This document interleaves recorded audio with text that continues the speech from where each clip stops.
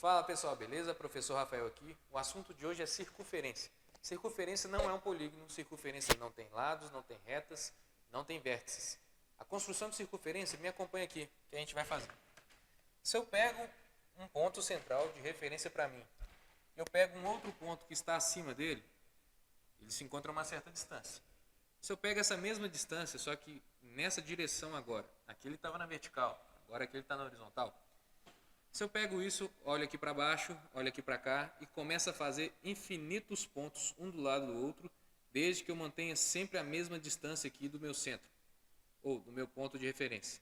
Se eu tenho aqui infinitos pontos construídos dessa forma, eu tenho aqui meu objeto geométrico chamado de circunferência. Então, a circunferência é que se encontra a mesma distância, todos os pontos dela se encontram a mesma distância de uma referência ou do centro da circunferência.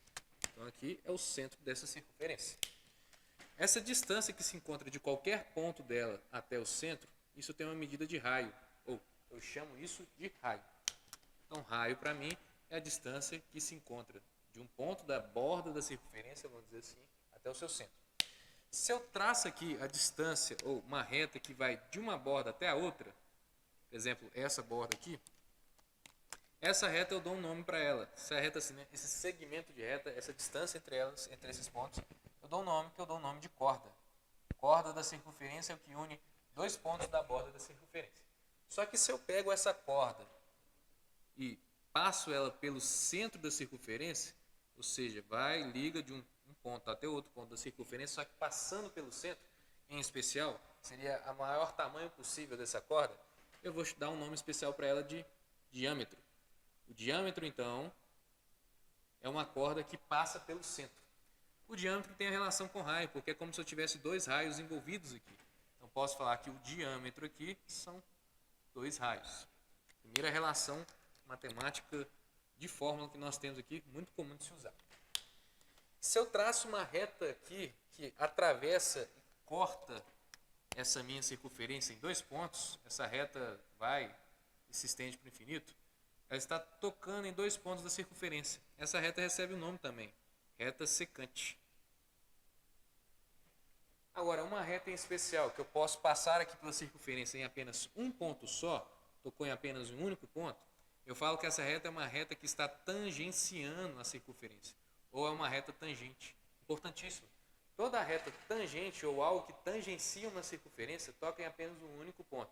E a reta tangente faz algo especial para nós, que a gente vai gostar de mexer na geometria, que ela é perpendicular ao raio. Se eu olhar o raio aqui, ela faz 90 graus com o raio. Então, qualquer coisa que tangencia uma circunferência está fazendo 90 graus. Qualquer reta que tangenciou. A nossa circunferência aqui, nós vamos gostar também de falar um outro conceitozinho, que é a borda dela, ou o comprimento dessa circunferência.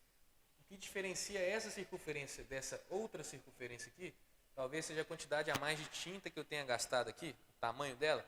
Ambas são muito proporcionais, muito parecidas. A única diferença realmente entre elas está ligada aqui com o raio.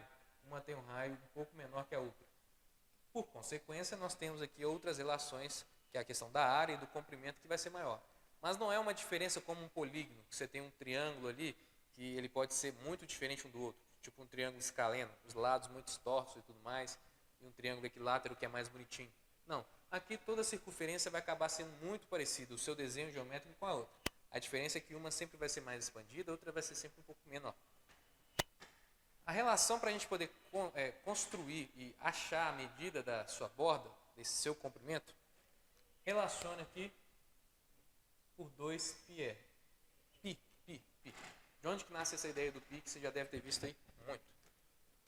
O pi nasce justamente da razão que se existe eu pegar a medida aqui do meu diâmetro,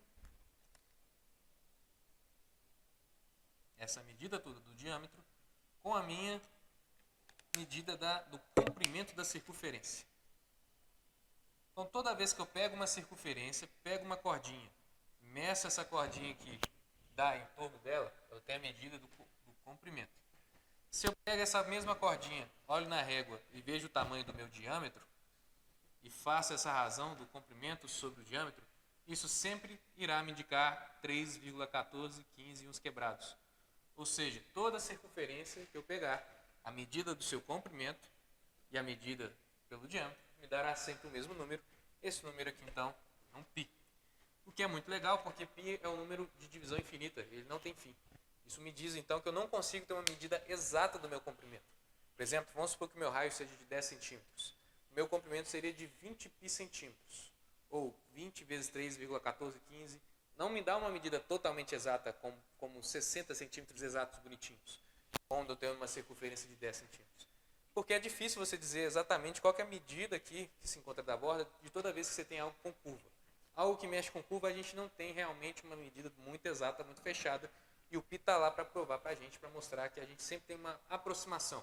Por isso que a gente gosta de aproximar o π para 3. Só se aproxima nos exercícios se ele pedir. Considere π igual a 3, aí você usa π igual a 3. Caso ao contrário, você permanece com π na sua forma. Tudo bem? Circunferência é isso aí, pessoal.